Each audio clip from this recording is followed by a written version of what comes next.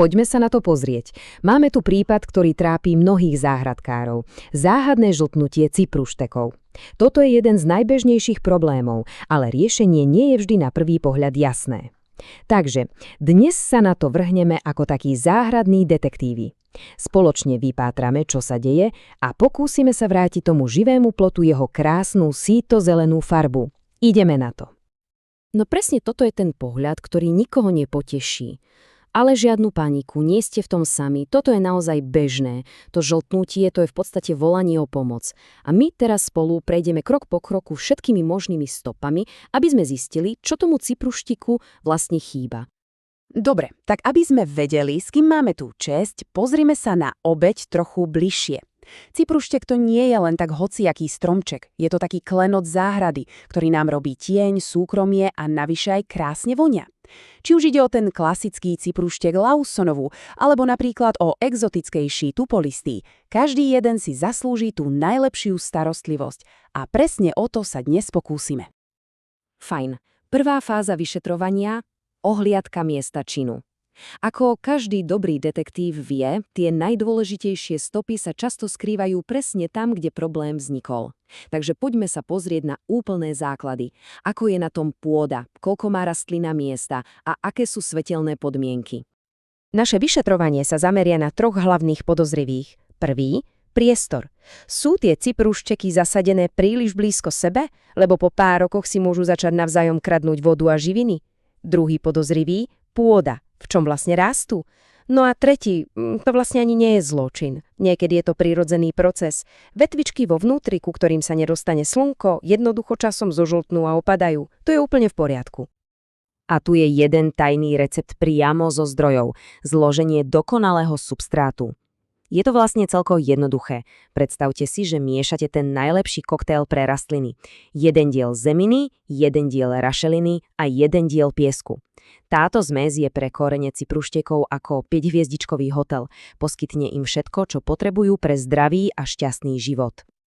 A teraz pozor na jednu veľmi častú chybu. Je totiž obrovský rozdiel medzi zastrihávaním a povedzme prestrihávaním. Jemné zastrihnutie končekov je ako styling u kaderníka, podporí to hustotu a zdravý vzhled.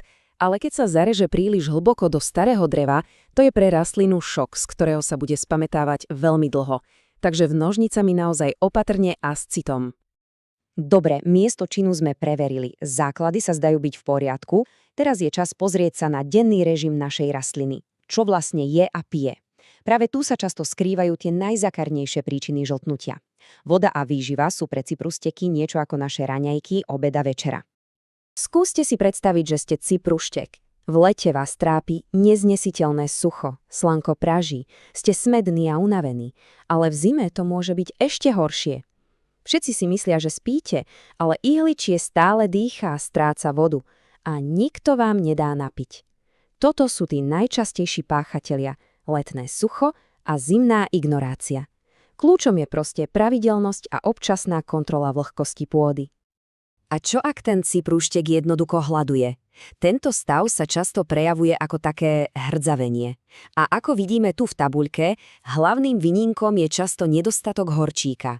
Je to niečo, ako keby človeku chýbalo železo. A riešenie? No, doprajte mu taký multivitamín vo forme viaczložkového hnojiva. A ak sa objavujú hnilobné procesy, tak pomôže osviežujúca sprcha z horkej soli priamo na listy. A tu je jedna rada, ktorá si vyžaduje trošku trpezlivosti, ale naozaj sa oplatí. Predstavte si, že ste sa práve presťahovali. Tiež potrebujete nejaký čas, aby ste sa zabývali. No a rovnako je na tom aj čerstvo zasadený cypruštek. Potrebuje také 4 až 6 týždňov, aby sa v pokoji zakorenil. Príliš skoré hnojenie by ho mohlo zbytočne vystresovať a viac mu uškodiť ako pomôcť. A máme tu skvelý tip na prípravu na zimu. Je to v podstate ako s obliekaním. Na jeseň odložíme letné veci a vytiahneme niečo teplejšie. No a rovnako musíme zmeniť aj jedálniček našich cypruštekov. Menej dusíka, ktorý podporuje rast, a naopak viac draslíka a fosforu. Tie posilnia pletiva a pripravia ich na mráz. Je to taký teplý kabát. Vďaka tomu prezimujú v zdraví a bez újmy. Zima prichádza. Pre nás je to možno čas pokoja, Ale pre vždy zelené rastliny ako cyprúšteky je to skutočná skúška. Aj keď sa zdá, že spia, v skutočnosti bojujú o prežitie. Poďme sa pozrieť na tie skryté nástrahy, ktoré na ne v zime číhajú. Tu sú traja hlavných zimní nepriatelia. Po prvé, vysychanie. To sa stane, keď svieti slnko, ale korene nemôžu čerpať vodu zo zamrznutej pôdy. Po druhé, posypová soľ z ciest, ktorá je pre rastliny jedovatá. A po tretie, teplotné šoky. A taký praktický tip, ak po zime objavíte nejaké zažltnuté vetvičky, je dobré ich jednoducho odstrihnúť. A tu je jeden skvelý trik pre každého, kto pestuje cyprušteky v kvetináčoch. Ich korene sú v zime ako bosé nohy na ľade, veľmi, veľmi zraniteľné. Takže im treba obuť teplé ponožky.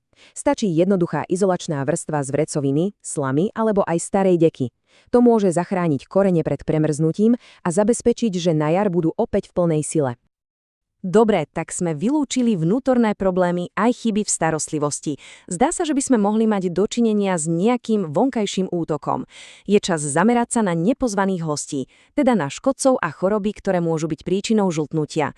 Takže ideme hľadať stopy. Ale ešte predtým, než sa pustíme do hľadania drobných chrobákov, musíme vylúčiť jedného tichého zabijaka – hnilobu koreňov. Je to ako podmývanie základov domu. Pomalé, neviditeľné, ale smrteľne nebezpečné.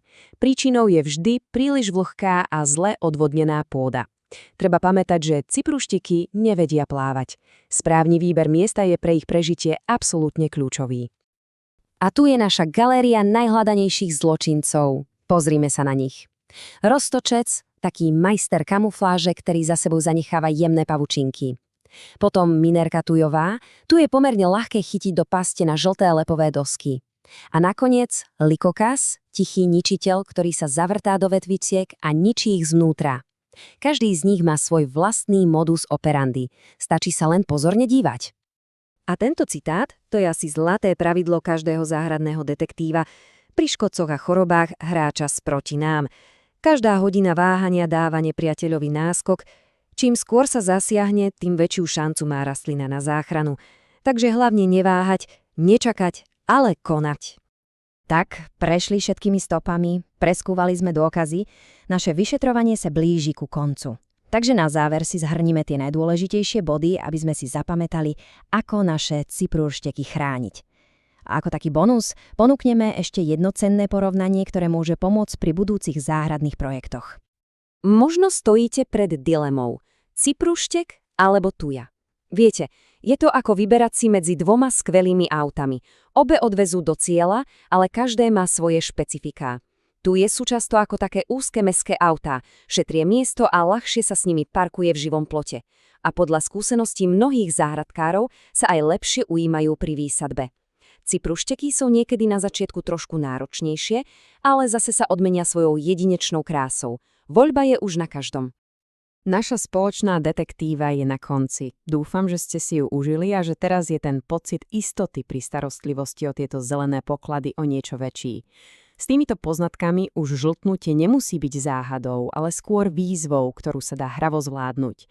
Všetky nástroje na odhalenie príčiny a nápravu sú teraz k dispozícii. Takže veľa úspechov a nech sú tie záhrady krásne zelené. A pokojne sa v komentároch podielte o vlastné detektívne príbehy.